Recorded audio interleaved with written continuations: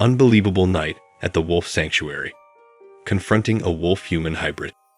I'm a 28-year-old woman. This disturbing occurrence happened a few months ago. I work at a wolf sanctuary, where we care for wolf canines and purebred wolves who cannot be reintroduced into the wild or adopted.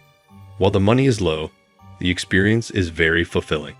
If you're thinking of volunteering at such a location, I heartily endorse it. Otherwise, let me tell you my tale. I stayed in a hut on the sanctuary grounds and often took in wolves and wolf dogs in need of special care owing to a variety of ailments.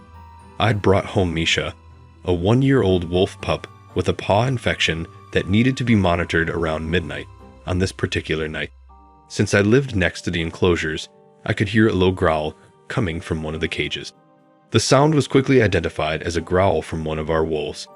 Although wolf scuffles are typical, my alarm grew when I heard a cry followed by another growl that sounded scared rather than hostile and confused. I stood up, grabbed Misha's leash, and walked outside to investigate. I moved closer to the cage where I'd heard the strange sounds. I first assumed it was simply a normal wolf fight, but upon closer study, I saw all the wolves in that pen crowded into one corner. They began to leap, and their ears flattened. They seemed to be attempting to jump over their barrier. Misha, who is typically a peaceful wolf dog, started snarling and barking, which astonished me. I shone my flashlight into the pen, and what I saw was scary. It was a 6-foot-tall monster that looked like a hybrid between a man and a dog. It was a wolf-like creature with long humanoid arms and clawed hands. Misha and the other wolves kept snarling and roaring at it. This was clearly neither a wolf nor a wolf dog, saying something along the lines of "Hey, bugger off, go on, go up." I did all I could to frighten it away. If they view you as a danger, real wolves will normally run. The beast turned to look at me.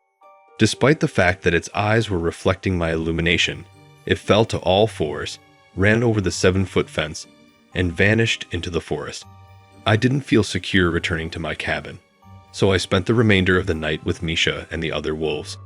The following day, I told my coworkers about my terrifying incident. We are now keeping an eye on the enclosures and couples. While my tale may not be the most horrific out there, it was terrible to me.